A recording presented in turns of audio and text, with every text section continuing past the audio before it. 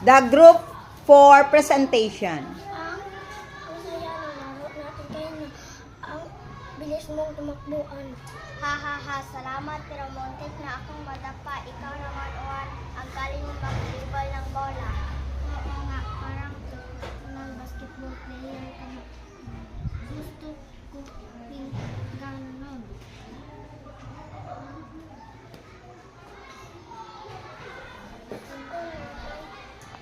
Mas gusto ko yung habulan. Ang saya kasi kapag lahat tumatawa habang tumakbo. Pwede bukas basketball pagkatapos habulan. Pagkatapos. Ayos yan para lahat masaya. Game ako yan.